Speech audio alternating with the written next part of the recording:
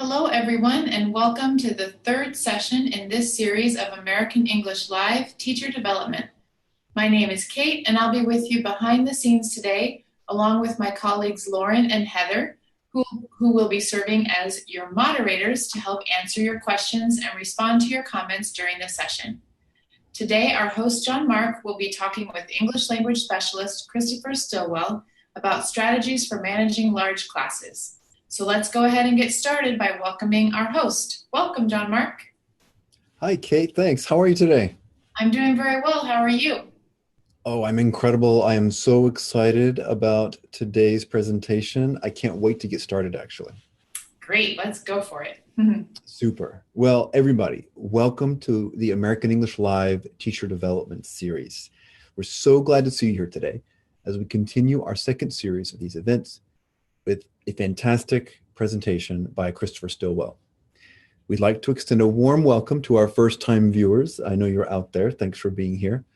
And we're also very happy to see those of you who have attended previous events. It's wonderful to have you back. And for me, it's just fantastic to be here again with you all. I want you to take a look at this really incredible photo of an American English Live viewing group from Antananarivo, Madagascar. Many thanks to Genevieve Balderston for sharing this photo with us on social media. We love, love, love to see teachers learning and sharing ideas as they view the American English Live series. So if you're in a viewing group, please share your photos by emailing them to americanenglishwebinars@elprograms.org or by sharing them on social media. If you share via social media, make sure to tag us at American English for Educators so that we can see the great photos that you post. And if you do so, we may feature one of your photos in our next session, which is very exciting. Let's take a look at the exciting lineup we have for this series. Our presentations are on the topics of classroom management, using authentic materials, and teaching with technology. Today, we're talking about strategies for managing large classes. How many students do you have in your classroom? If you find it challenging to manage a large group of students in your classroom, you'll probably learn some great tips and ideas that you can use tomorrow. So here's a little bit about what to expect during today's presentation. Each of our sessions is about 60 minutes long and is based on a Teacher's Corner theme that you can find on the American English website. This month, we're discussing classroom management. The presenter will share the material, and I, as your host, will ask questions and make some comments too. But we really hope, most of all, to hear from you, our audience, so that we can make sure to address your thoughts and challenges and ideas. So please write your comments and questions below the video here, and make sure to include your name and country so that we can mention you when we share your ideas live. And today, I want to let you know we have a great new resource that you can use shared on our American English website. It's called Web Resources for English Language Teachers and Learners. It's a great resource for you where you can find many online materials and ideas for your classroom. The guide includes links to information on tools for teaching the 4 skills, U.S. culture, songs and games, teaching methods, grammar and vocabulary, young learners, and much, much more. Please head over to our website and check it out. It's 100% free. When our session comes to a close, about an hour from now, you will have an opportunity to receive a digital badge for your participation, which is like an electronic certificate if you're not familiar with it. At the end of the session, we'll share a link in the comments and at the top of this post. Click on that link, complete a short quiz about today's session. You must answer 2 out of 3 multiple choice questions correctly. Don't worry, the quiz is not too difficult. If you're able to join us and view the entire session, you should have no problem at all filling it out. But we're going to leave the link open until Monday, June the 4th. So if you'd like to watch the recording over, take the quiz later, that's no problem also. Once you've successfully passed the quiz, you can expect to get your badge by email from americanenglish@state.gov in about 1 week. And now, today's session, strategies for managing large classes. Managing large groups of students in one classroom can certainly be challenging. I know that it has been challenging for me. So during this session, participants will learn strategies for providing structure, building community, and keeping students engaged, interested, and on task, even when there are many, many students to manage in your classroom. So now it's my pleasure to introduce today's presenter, Christopher Stillwell. Chris has worked as an EFL educator for more than 20 years and as a teacher educator for more than 10 years. He has 2 master's degrees, one in TESOL from Teachers College at Columbia University, and the other in education from the University of California, Irvine's School of Education. He's also about to complete his PhD in education at UC Irvine with a dissertation focused on the needs of English language learners in large classes. So he must be quite the expert on this important topic that we're learning about today. He's also been an English language specialist, one of our programs here at the U.S. Department of State's Office of English Language Programs. He served as a specialist in Cairo, Egypt, helping develop a TESOL certificate course and establishing a virtual exchange between Egyptian teachers and teachers in the U.S. So as you can see, Chris is bringing a lot of expertise and experience with him here today. And Chris, we're very happy to have you. How are you today? It's great to see you. I'm fantastic, John Mark. Thank you. It's really great to be here. Super. Well, I know I'm not the only one who's excited about today's presentation. I know that teachers ask us all the time when we share tips and we share classroom ideas, they ask, well, can I use this with large classes? I have 50 students. I have 70 students. How can I do this? That's everything that we're talking about today. So I'm really happy. I'm really excited. You want to get started? I want to get started. Can we get started? Let's do it. All right. So I love that frame that you gave, that people are often asking, can we do these things with larger classes? Because actually that's a big focus of what I want to talk about today, is the idea that actually interaction between students, like talking to a partner or having group work or things like that, are even more important in a large class, I think, than in a small class. So we want to talk about how can we do that? And that's what we're going to do. So in my first picture here, we have a beekeeper, which is kind of like a teacher working with a big group of, in this case, bees. Now, stay with me. Let's go to the next slide and we'll see where this metaphor takes us. The first thing is, of course, I don't want to forget to say thank you to everyone for joining us. And we've got the bee who's enjoying the flower, and I'm enjoying everyone's company. I'm not sure the metaphor is falling apart for me right now, but I'm really excited to have all these teachers join us today who are interested in improving their skills, and they care enough to take their extra time out to make a better class for their students. So I'm really pleased to have you join me today, and I'm looking forward to your comments about everything.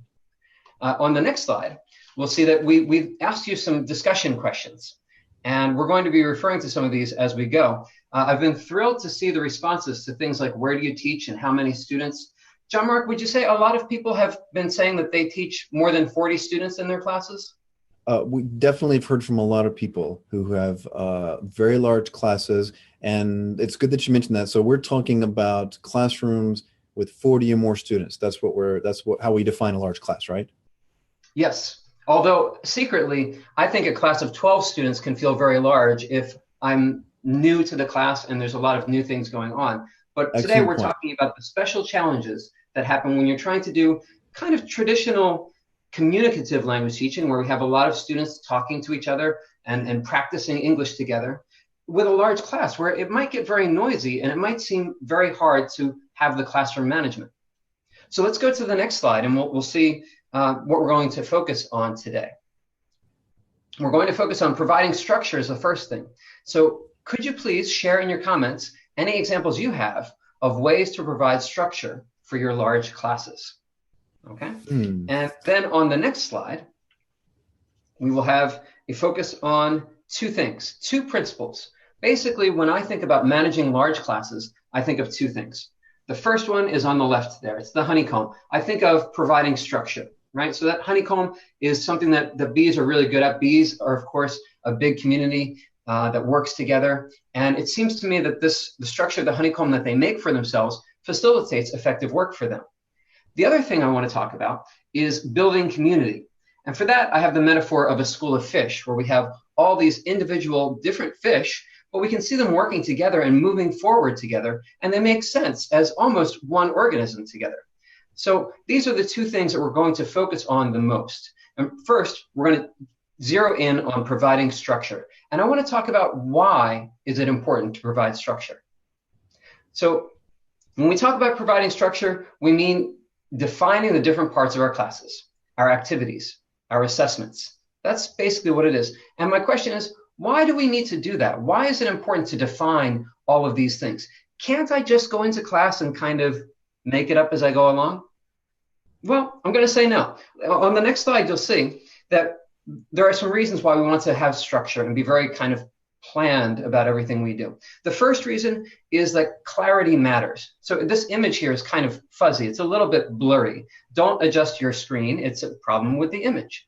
And the thing is, when we're in a large class, when things are fuzzy or blurry for one student, it's probably that way for many students. So if things are not clear, then it creates lots of problems where we have to take extra class time to fix something. But maybe if we plan things out more in advance, we can anticipate these problems and we can be ready to answer the questions, structure things in a way that students will understand quickly.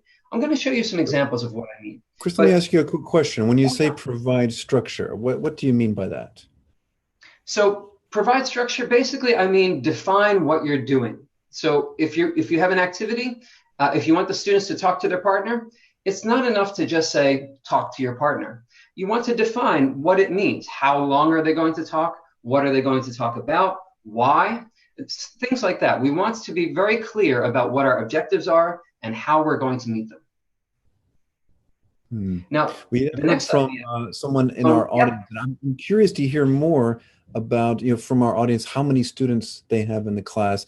Natalia Weisbach has 47 students in one class, and she did a lot of group work, nice. Which I think is really, really great. Oh my goodness. And Anna Purni Trichur says 95 students in one class.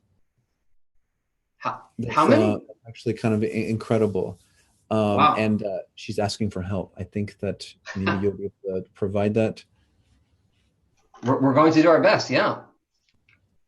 So it might be interesting for you to hear that some of my research is about classes that are as big as 400 students. Now, this was a content class, but it had international students who were learning through English.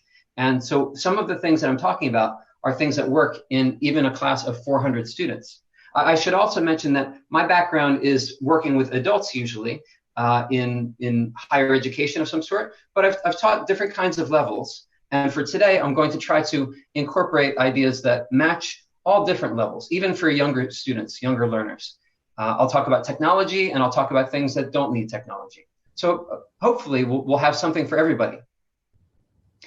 But first, let's really nail down what we mean by providing structure and why it's important. So the first bullet point is that clarity matters. We want to make sure that we are clear in everything that we're saying and what we're asking the students to do, because any one small misunderstanding in one place is probably happening in many places.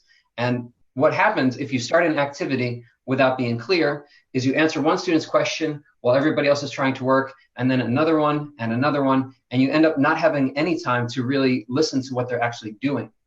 So with clarity, you mean that the student you should know that they understand what's expected of them. Is that what you mean by clarity?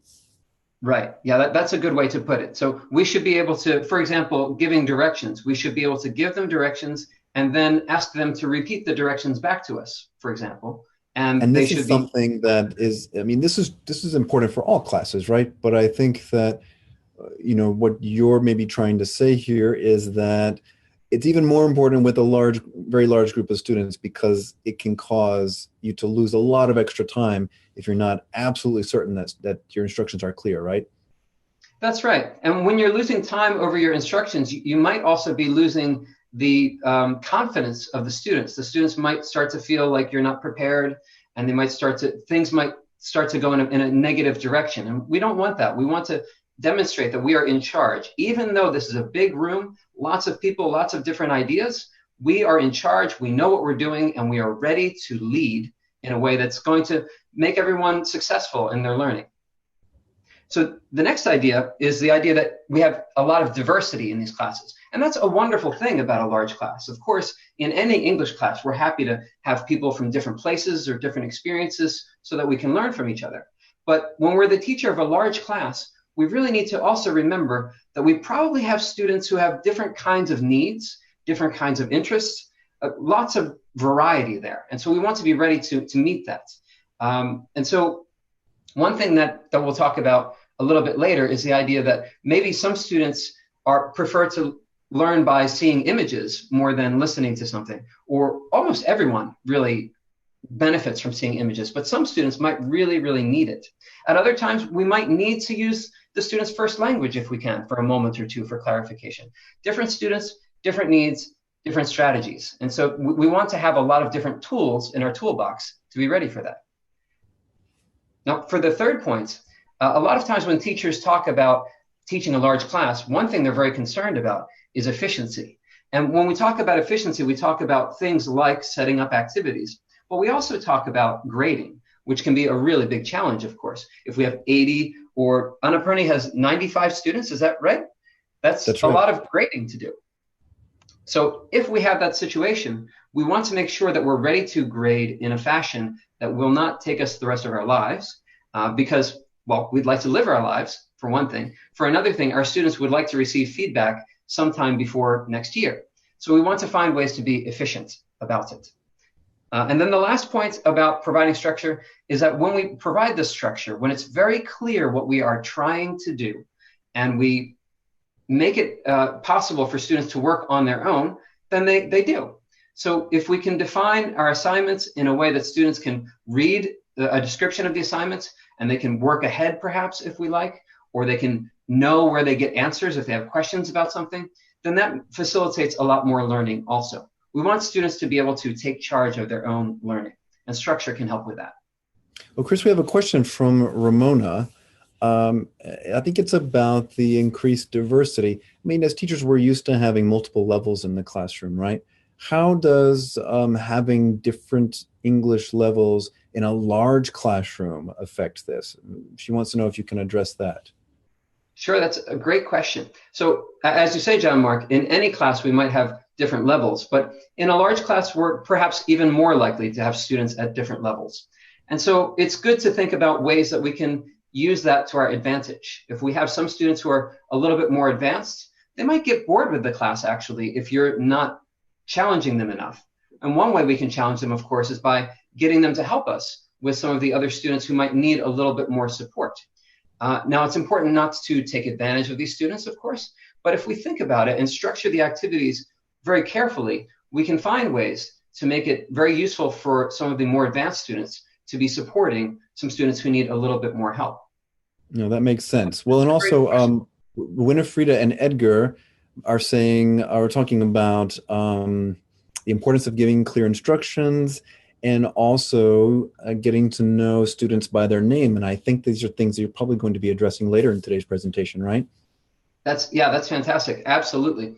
Learning names is one of my favorite subjects. And I think it's a subject that has come up in many of these AE Live sessions about classroom management. I think many people are kind of saying the same thing, that learning names and using names is a powerful thing that a teacher can do.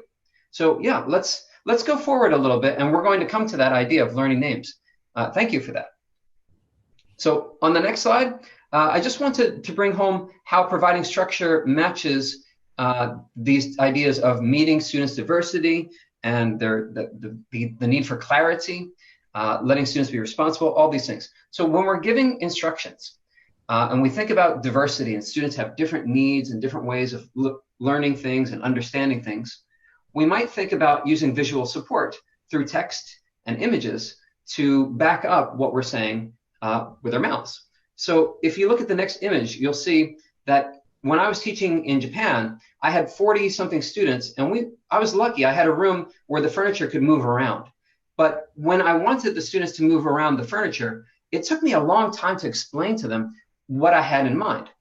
Well, what I realized after a little while was if I took a picture of what I wanted, then I could use that picture in a future class to say, guys, please do this again. So move the desks so one partner's facing the screen, or we could move the desks another way. We could move them so that we have groups of 3. And I could have a picture of groups of 3 even if my furniture doesn't move, right, John Mark? I could just have a picture of what that looks like in a class with the furniture bolted down, but maybe the students get up and stand together in groups of 3. And if I take a picture of that, the idea here isn't group work. We're not saying group work is the answer. Group work is just one kind of activity. what you're saying here, Chris, is that any kind of instructions that you're giving, you can tell it to them, but you can also show them a picture of it, right? That's absolutely right. And in fact, I don't need a PowerPoint or even pictures for it. I can use, if I'm using the book and I want students to turn to page 13, well, first I might say turn to page 13, and I might wait a moment to give them a chance to see if they understood what I said. Did I say 13 or 30? But then after a moment, I might write that number on the board, and I would like to hold the book open to the page that I'm talking about so students can find the right page and look up and see what I'm holding and confirm that they're in the right place. So there's just lots of ways to be efficient about giving instructions that will help students. So you've got 80 students, right? You want to make sure all 80 of them know what's expected of them, so you can tell them, you can write it, you can show them. That way they all get it quickly and they can dive right into the activity, right? Exactly. Yeah. So let's go to the next slide. I've got a slide about clarity. It's just after the next picture. And so more about giving instructions. When we give instructions, we want to be very clear. And I'm going to talk about these things briefly here because I have some examples that I want to share. But the first thing to think about is we want to be very clear, plan the instructions in advance, break big instructions into smaller steps. And that's something that we do before we go to class. We sit down when we're getting ready and we ask ourselves, wait, what do I want the students to do? What's step 1, step 2? Really break it down. And then after we give the instructions, we want to check students' comprehension before they begin the task. Because how do you do that? How do you check their comprehension? It gets very noisy, of course, and we get lots of problems. Right. So what do you do? How do you check comprehension before they begin a task? Well, that's a great question. We have a slide about that in about 4 or 5 slides down. Can we skip ahead to that slide about checking comprehension? It says directions, what did you understand?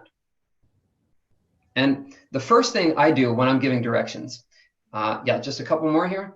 Great, perfect. If I'm doing a role play with my students and I'm telling them, okay, find a neighbor, you're going to talk to your neighbor. One of you is going to be Robin, one of you is going to be Pat. That's your names for this role play. And I give all the instructions. At the end, I want to make sure they know what they're going to do. So the first question I'll say is, all right, who's Robin? Raise your hand if you're going to be Robin. And right there, when they raise their hand to show me that they've chosen their role, I can see if they understood that they need to choose a role. I can also see if 2 people are raising their hand in the same group, or if nobody is, and I can quickly look at the groups that don't have anyone raising a hand, and I can help them and move on. The other thing I can do is after I give directions, I can ask the students to repeat the directions in their own words. Maybe I'll ask them to talk to a partner and explain what they understood, and I'll give them 1 minute for that. And then after 1 minute, I'll say, okay, what questions do you have about that? And usually after they have a chance to talk to somebody near them about what they're going to do, they realize that there was something about the instructions that they didn't fully understand or something more that they want to know. And now we have a chance to have that conversation. If I don't let students talk to each other about the directions first, very often everyone seems to assume that they understand until they get started. And then they realize, oh, there's a problem here. And then we get some more problems of them needing to get more support. And it's a little bit more chaotic. So we want to avoid that.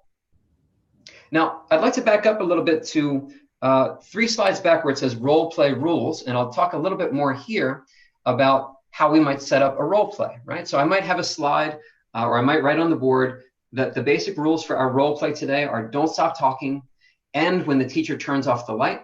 Now, this is an important thing here. We want to be clear to the students how the activity will end. And that's what I like to do. I like to turn off the light. Some people like to raise their hand. Maybe the teacher raises their hand, and then all the other students raise their hand when they see that, and they stop talking. Some teachers use a clapping sound as a signal.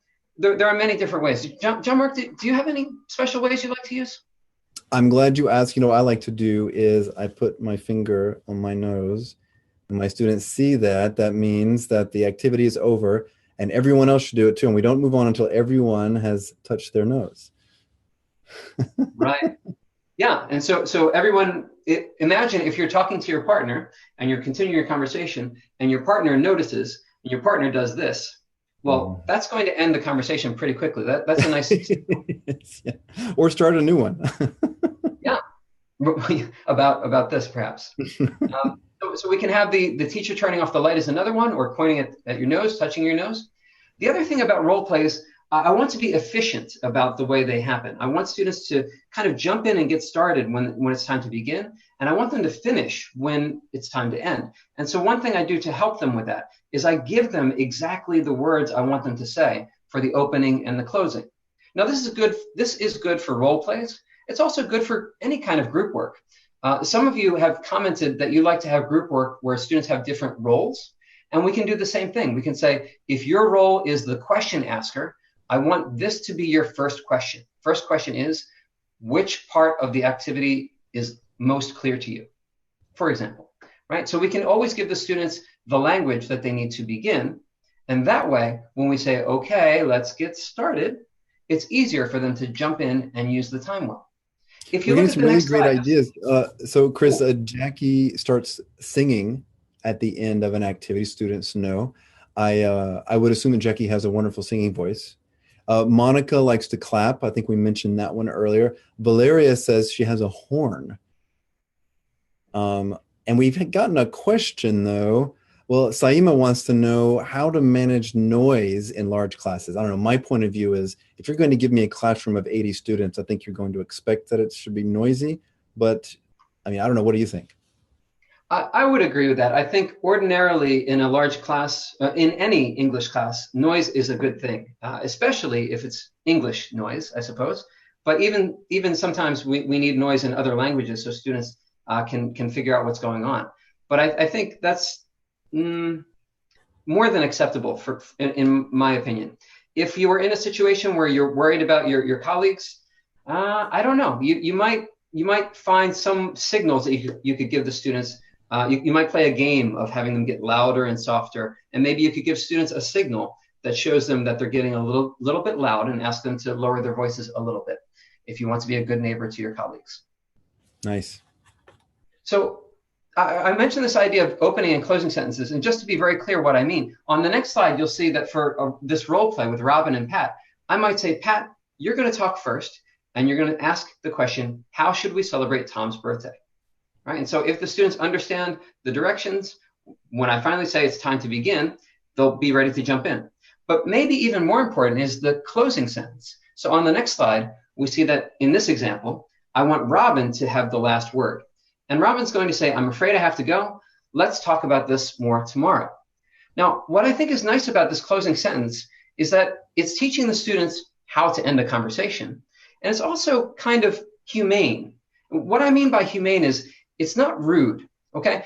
If you think about students are talking to a partner, when students are talking to someone near them, suddenly they have a social obligation to interact with that person and to not be rude and suddenly turn away to talk to the teacher. That could feel rude. And so what we want to do is we want to honor that, and we want to make it comfortable for students to end their activity. So by telling them that when the lights go out, or when you see people touch their nose, whatever, or when you hear Monica clapping, or Jackie singing, or Valeria on her horn, whatever it is, when that happens, it's time for Robin to end this conversation. And here's a nice sentence that really works anytime and would be something that we could use in everyday life. So what you do at the beginning of the activity, you say, okay, if you're playing Robin in this role play, when I give the signal, say this, and this means that the activity's over, right? That's right. Okay, yeah. That's great. So, okay, now I want to give one more example about what providing structure might look like in a large class, like the ones we're talking about today. And for that one, I want to talk about that issue I mentioned about grading and about being efficient about grading, and also the issue of being clear to students about what we expect. And in addition to that, we also want to talk about the idea that students can be responsible for themselves. Now, rubrics are really nice for that because they can show all these things. They can show how the assignment will be graded. They can make grading easier, and students can use them to assess themselves, to see for themselves how they're doing. But you might wonder, what's a rubric, right? I was just about to ask, Chris, what's a rubric? Oh, well, I'm glad you asked, John Mark. Let's have a look at the next slide and see if we can work it out. So this is a rubric that I found. I adapted it slightly, but I found it on the American English website. It's really nice. And this is a paragraph rubric, right?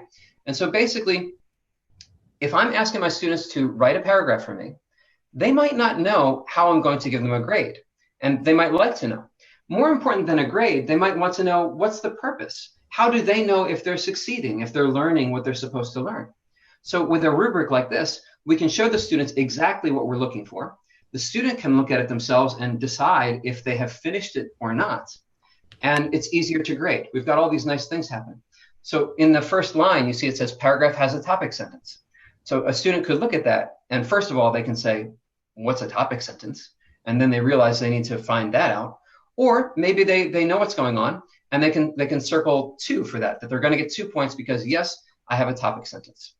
As the teacher, when I'm grading, this also makes it easy for me to give feedback because I can give each student a copy of this rubric, and I can just circle the numbers for them. And that's giving them specific feedback that's broken down, but it doesn't take me all the time to write out all of those comments. Well, so Samira says she likes the rubric.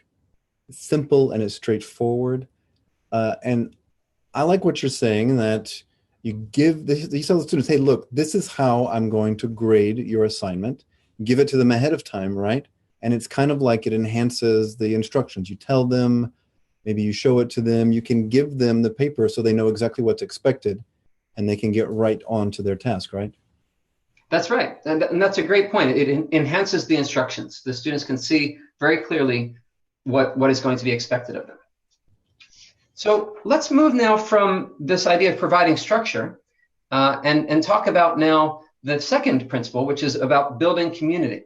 And some of you already mentioned the importance of learning names, and I promised that we would get to this. So here we are. So on the next slide, we have some questions for you. And we love the kinds of comments that you're providing, and we want more. So if you can tell us now, what do you think makes a strong classroom community? And maybe if you like, you can also tell us, how can we build community in large classes?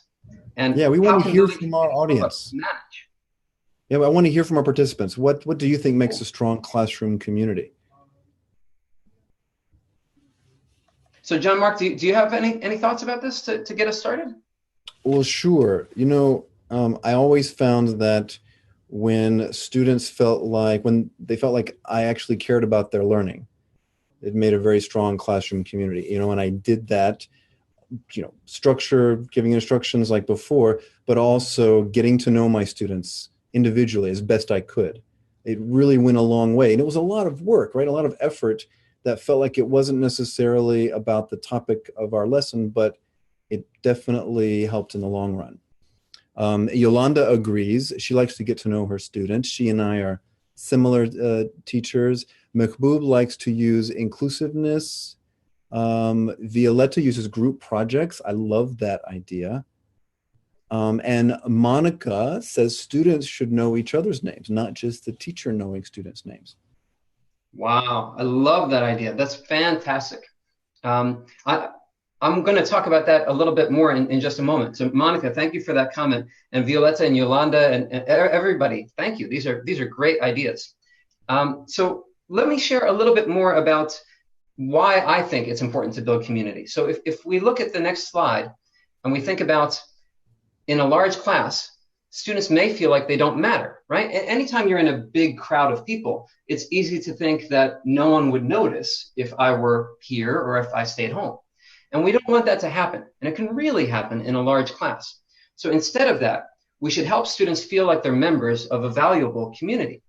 And I think, John Mark, what you're saying and what we heard from Yolanda and Violetta and Monica and everybody is this idea that we want to show that we care about them and make the effort to learn a bit about them so that they feel like they belong. They should feel like they belong. They should feel like someone cares because we do care. And so if we look at the next slide, we'll see that there are some ideas for building community here. One is using students' names. Another one is that we want to be inclusive. And when we're inclusive, we think about how we avoid leaving anyone out. Is another way to think of that. And the last thing is about using mixed groups or forming fixed groups. And Violetta just mentioned that she does the same thing. Many of you have mentioned in various places that I've seen that group work is something that works for you. So let's talk about each of these things in turn. If I think about myself as a language learner, I can imagine myself in a classroom, and if I feel like I'm just a person in a chair. I'm not a member of a community. I don't necessarily belong, or my teacher isn't really invested in my learning.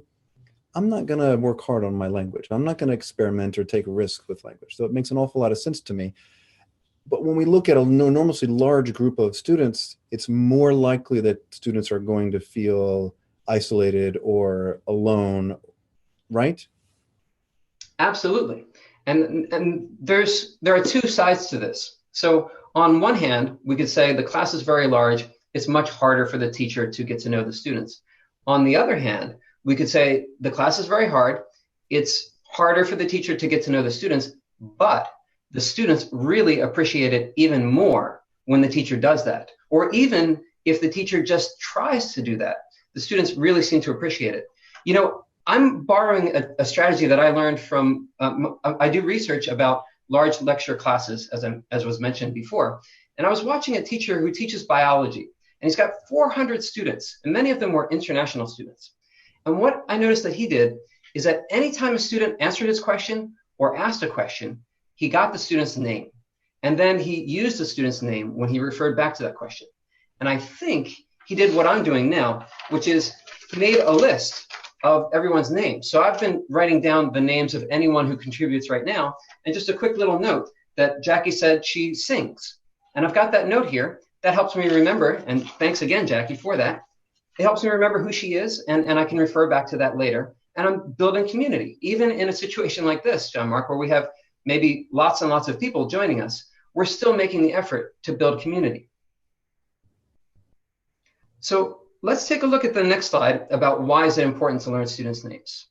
And basically, we could say several things. And I think everyone with us will agree with these ideas, that it helps build relationships, right? It's hard to have a relationship with someone if they don't know your name and they just say, hey, you, all the time.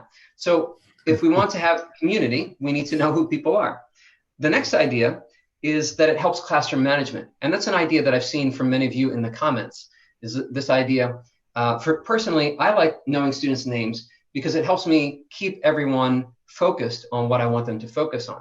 If I see a student in the back row who's looking at something on their phone or having a side conversation and they're not really with me, I can fix that, even in a very large class, if I know something about that student. If I know their name, I can very easily say, Priscilla, can you tell us the answer to the next question in just a moment? And I can bring them in. Or maybe that's a little bit mean, but I could say something like, Priscilla, do you have any questions about what we're talking about now? But just using the name brings that student back and says, oh, this teacher notices me, and maybe I should participate more. The teacher notices if I participate or not, and the teacher cares if I participate or not. The last idea that I have here is the idea that students can feel known and important if the teacher knows their name. Now, remember, some of us have very, very large classes. That teacher with the biology class had 400 students, and he didn't know all the names, but he did know the names of the people who contributed, just like I'm doing right now. And he grew that list every time he had a class. So we can go out of our way to get new students to participate, and then we learn more names as we go, if that's what we might prefer. But the most important thing here is that students feel known, they feel important, and we're building community here. I'm going to give one more trick a little bit later that we can use when we use groups. If we know that we have lots of different groups in the class, then we can also call on students by their group. And we can say, I want to hear an answer from group 19. Can someone in group 19 stand up, please? And one of you, can you give me an answer to this next question? Right? So that's another way to get to know students. And if we use a seating chart, we'll know where the groups are even, and we can have, that can help us with the management. We'll come back to that. We have some like-minded teachers in our audience because Thomas, like you, writes the students' names down the first time he hears them. And then sometimes when he writes their comments on the board, he says he puts their name next to their contribution. And Tatiana says that she takes a group picture and then has them sign their names on it to remember. Maybe that's something we can talk more about later. And Absolutely. Then Asma uses badges with student names on them. Yeah, that's great. So each of these ideas from Thomas and Tatiana and Asma are things that can help the students get to know each other as well as the teacher getting to know them. When the teacher, Thomas, I think you were the one who said, put the comments on the board and put the student's name next to the comments. That's wonderful. One thing you're communicating when you do that is you're saying that the teacher is not the only important person in the room.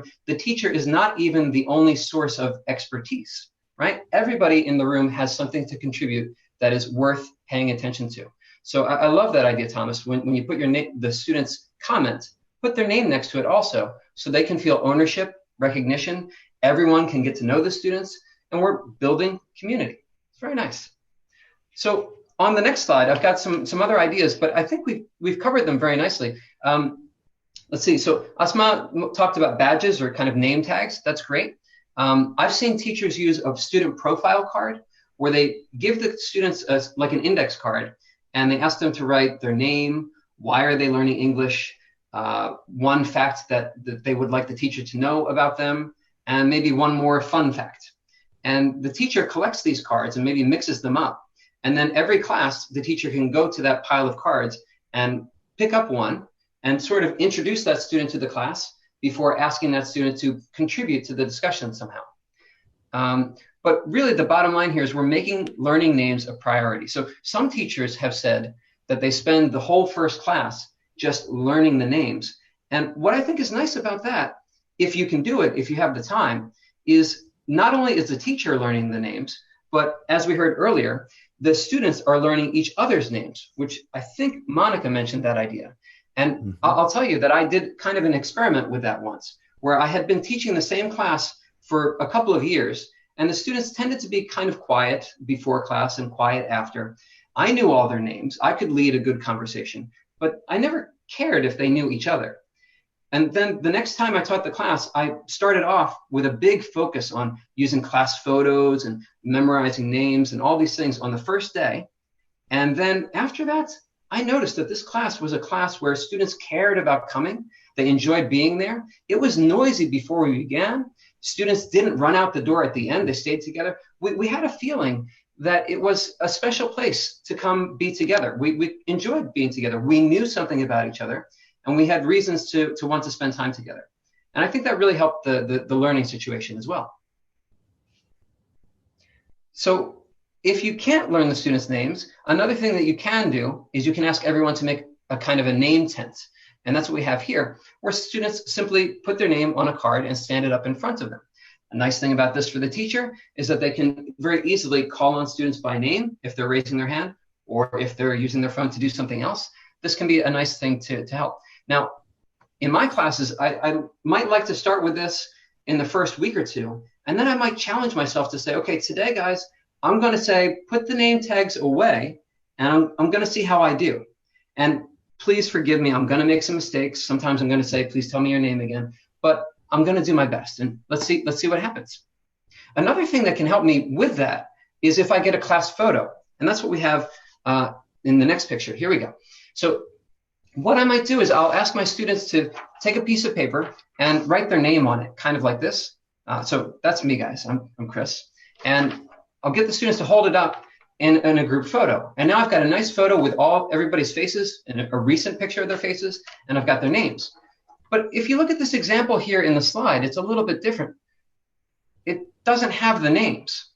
And so the reason for that is that I do a second photo where I ask everyone to hold up a blank piece of paper, and that's my quiz, right? And so I can use that to quiz myself. I can put it on my phone, and I can look at that when I'm walking to class or when I'm waiting for the train or anything else. I can quiz myself on the students' names. And then when I get to class, I can try it out. And I'll tell you that the bigger the class is, the more the students seem to appreciate my efforts. And so that's kind of a fun game that I like to play. But Monica mentioned the idea of students learning each other's names. And of course, we can use this for that reason as well. We can give this to students and have them learn each other's names. I think Tatiana said she had students write their names on the picture, and we can have them do that. We can also honor the effort that they're making. If these students are trying hard to learn each other's names, they're trying hard to make a better community and a better large class. And so in my class, I want to reward them for that. I want to say thank you. So when I have a quiz, I give them extra credit if they can name their classmates. And you see that in this quiz example here, I've also got an example of efficiency, right? If I gave them a photo and asked the students to write the names themselves, they might misspell, I might have trouble with their handwriting. There might be a lot of reasons why I might not be able to grade that quickly. But when I set up a quiz like this, where the students only put the numbers at the bottom, I'm being efficient about my assessment. I can quickly check those numbers and see if they've got it or not, and give them the extra credit that they deserve. This is great. Well, so Luis wants to remind us of the importance of nicknames, right? And Monica also says that she likes to quiz her students on names just like you do. Winifreda likes to. We have lots of singers in the audience. Winifreda likes to sing her students' names. It makes it more exciting for her students to learn each other's name if it's learned in song. That's great. I love that. And we're getting a lot of comments about the your photo idea being very helpful. So I get the feeling that we're going to have this activity in many different classrooms around the world starting very, very soon. I think that would be wonderful. I have to tell you, John Mark, this is an activity that works very well for me. It's really fun to look at that picture on the way to class and just quiz myself. And the students really appreciate it. It's something that I learned from a colleague when I was in Japan, I believe. And also, there's a book about group dynamics by Zoltan Dornier and Tim Murphy. And some of these ideas come from that book as well. Maybe I can put that in the comments later. Great. But I also want to add that Winifreda's idea of singing the students' names is just lovely. What I like about that is the creativity and the efforts, right? It's just taking a moment to say, this is going to be something that we want to remember, and we're going to find ways to make it memorable. And it sounds like Winifreda is really doing a good job of making it memorable. So let's go forward now to talk about a couple more things with building community. One thing I want to mention is the idea of being inclusive. So if we're inclusive, that means we embrace the diversity of a large class, right? So we've got all these different students, means we have all these opportunities to learn from each other and to help each other. We've got different amounts of skill, different ways we can practice. It's a wonderful thing. But if we're not careful as a teacher, we can make students feel like they don't belong. So the first thing I want everybody to think about is this special power that a teacher has to make students feel like they belong or they don't belong. And one thing I noticed when I was observing the classes for my research, I noticed that the professor began his classes by talking about popular culture. He would talk about sports, or he would talk about his favorite TV show, things like that. And students, when they wrote comments about it, or when I talked to them about it, they said they liked hearing about the teacher's interests, and it made him seem like a real person. But they also, some of them said that they don't know baseball and they don't care about baseball, and they kind of didn't listen at those moments. And for me, when I heard the students say that, it made me realize that we have to be careful even in those casual moments of deciding what kind of environment are we constructing in our classroom. Are we creating a place where the people who belong the most are the people who like the same things I do? Or is there another way to have these opening comments and these casual moments that is more inclusive of everyone? And a simple example might be to talk about things that are related to the whole school. Did you guys hear about the special party that's happening this Friday? I know I'm going to be there. I'm excited to have a chance to talk to everybody there. Or there's a special event happening somewhere else. But things that everyone shares might be a better topic if you're trying to build community and show everyone that they belong. So it seems to me here that, the idea of being inclusive contributes to building a community, which contributes to better learning all the way around, is that students should feel like any activity they should be able to participate in without any trouble. And any topic that's presented, they should be able to discuss or read about or write about as equally as anybody else, right? That's basically the idea, yes. And maybe I should add, I think it's okay to talk about your personal interests sometimes, but we just want to be aware that sometimes if we do that too much, we start to communicate something that we don't want to communicate. We start to communicate that the people who matter are the ones who can talk with me about the things that I like. And so it's important to strike a balance.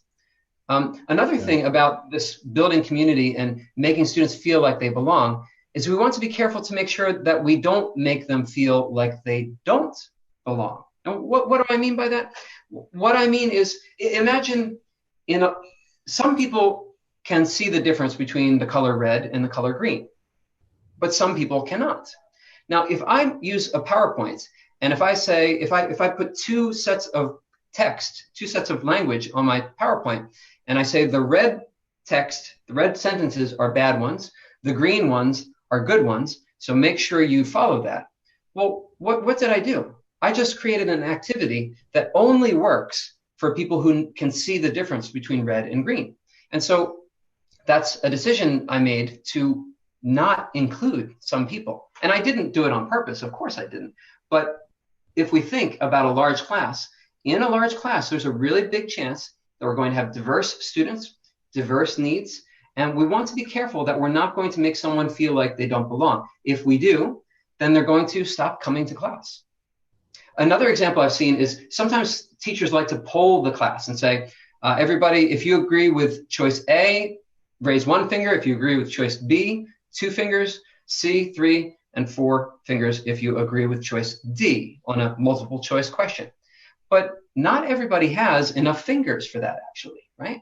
And so if I make that kind of activity, I'm assuming that everyone has the exact same kinds of hands.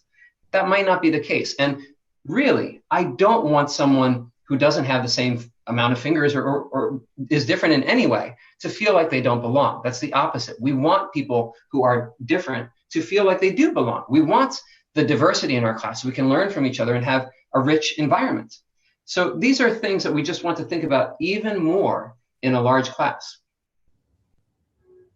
And so I love it. So what you're saying is it's important that the teacher does his or her best, gets to know the students well enough so that all of their interests, all of their needs, all of their strengths are considered. This is really kind of just like, when you were saying earlier about giving instructions, that you should give instructions in a variety of ways. You can have a photograph. You can have them written down. You can say them out loud as well, right? Absolutely. Yeah. So we're coming now to the next point, I think, about building community, and that's the idea of building community through hearing from a variety of students in class, right? So we're still being inclusive, but we want to be careful that we don't always hear from the same students. If I'm a teacher who likes to ask questions to the whole class and then wait for someone to raise their hand, I'm probably going to be calling on the same student many times.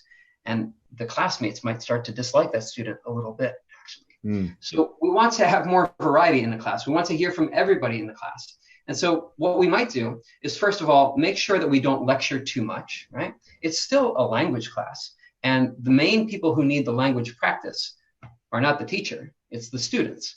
So we want to avoid lecturing more than what's really appropriate. We want to try to have lots of interaction. We want to not call on the first person to raise their hand. And one way we can get around this calling on the first person is we can give students thinking time.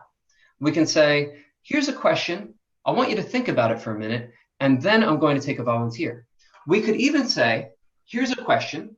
I want you to write your answer for a moment, and then I'll ask you about what you wrote. Or we could do the next thing. The next bullet says use think, pair, share. And maybe many of you are familiar with this idea, where we ask students to think about something, maybe write about it, and then they talk to someone near them. They talk to a neighbor and discuss their answers, and then after that, they can talk to the teacher. And I think after the students have written and spoken to a peer, if I want to just call on someone randomly, kind of like a cold call, you might refer to that as, if I just call someone's name and say, what's your answer? That's not so threatening anymore. The student wrote their answer, they talked about it with somebody, so they're just repeating what they already figured out for themselves. Well, so Chris, Samira says that in large classes, it seems to her that shy students don't get the chance to speak, and that the outgoing students are basically running the show. Are you saying something as simple as just waiting for maybe the shy student to raise their hand can address that?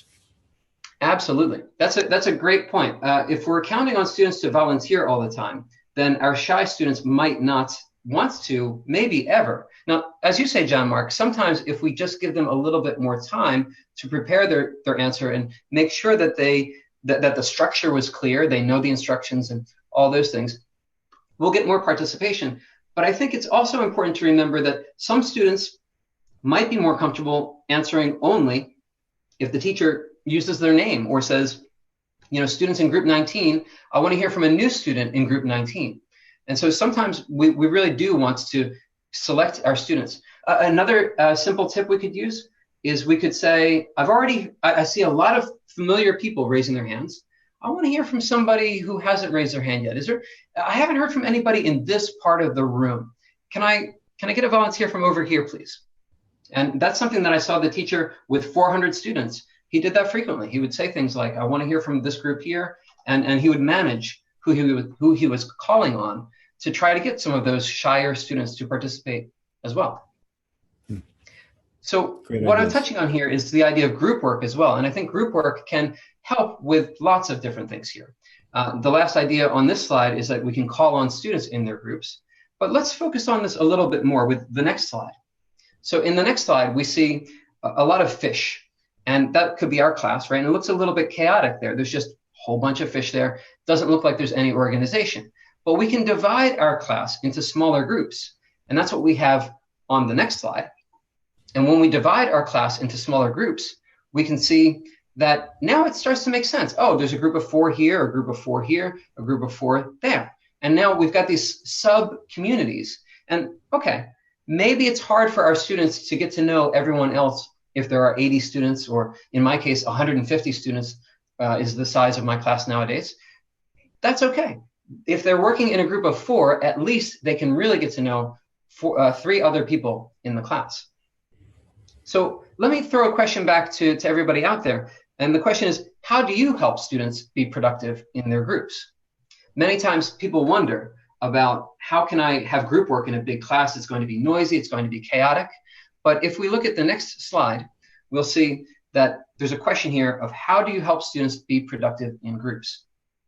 John Mark, do you have any thoughts to share about that? Well, I've always found that when I give individual students a role and a responsibility that's equally important to the others, that definitely contributes to their productivity. So you have one person that's supposed to share with the larger group. There's one person that's supposed to make sure everybody stays on task, one person to make sure everyone is using English, and another person that makes sure all the notes are taken. Fantastic. Yeah. So you're talking about dividing students into different roles. And from those different roles, they know what they're supposed to do, and they keep on task. They help each other finish the activity. Well, that's great. Let me show you on the next slide something that I like to do with my classes. I like to make a spreadsheet with all the students' names, and I've broken them into groups. Now, I can make this myself and just assign them to their groups, and then I can sort of publish this or share this with the students somehow. Or I could put this document in the cloud somewhere and let students sign up for groups themselves. But either way, the important thing now is that I have an organized list of all my students, and I can call on them by their group number. So I can say, for this next question, I want to hear from students in group 5, 10, 15, or 20. And I can even say, students in those groups, please stand. I've even heard, John Mark, about another activity called Numbered Heads Together, where if we know that there's member 1, member 2, member 3, and member 4, as you see across the top there, I can be very specific and I can say, everybody in the class, if you are member number 3, I want you to stand up. And then I continue my discussion with the class, but those students who are member number 3 in their group will be the ones who answer the next question. I first heard about that idea when I was doing my specialist job in Cairo, actually. So I want to say thank you for sharing that idea with me. Now, John Mark, if I'm working with younger students, I can have a little bit more fun with this. And instead of saying group 1, group 2, I can call them animal names. And then I could say for my next activity, I want everybody who's a shark or a bat or an anteater or a snake to stand up. And we're going to hear some answers from your groups. I bet that adults wouldn't mind being in groups with animal names. I don't know. That's a really good point. I often find that I think I learn the most from teachers who work with younger learners. Lots of times they seem to have ideas that I think are fun too. And why not? Everybody likes to be whimsical, I guess, to have a little bit of fun in class and do things that might be a little bit silly. Sure. Now, it might seem silly, but when we look at this spreadsheet and I've got all the groups figured out, I can do some special things here. So on the next slide, you'll see that when I begin my next class, if it's a large class, I can make a seating chart to show the students where I want them to sit. So if you're in group 1, I want you to sit up here. Group 9, you're front and center. And I can tell everybody where they're sitting. And then from the rest of the class, I can know who I'm talking to. And that way, if I see that students in group 36 are not really paying attention, I can say, group 36, can I get you guys to answer the next question for me, please? So it helps me with classroom management. I can also shuffle the numbers around so that in the next class, maybe I want students to sit in other places, but they're always sitting with their group. So they're building a community in that smaller group, but they're also mixing and maybe meeting people from other parts of the class as they move to different places. And then there's one more thing I like to do with the seating chart at the beginning of class. On the next slide, you'll see that I like to ask students to begin class by working together. Maybe I have a special project that I want them to keep working on for a couple weeks. And so at the beginning of class, I'll give them a few minutes to work on that and to talk to each other about what they did for homework, to make their plans, and see if they have any questions for me. Well, Chris, we are running really short on time. I wonder if you could remind our participants now of some of the great ideas that you shared related to structure and community. Might you have one more slide for us? I do have one more slide. Yeah, let's go to that last slide.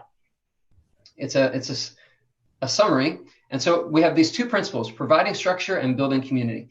When we talk about providing structure, we're talking about 4 things. First thing is we just want to be clear. We want to be prepared for class and make sure that everything we're asking from students is very clear in the syllabus, in our directions, in our rubrics.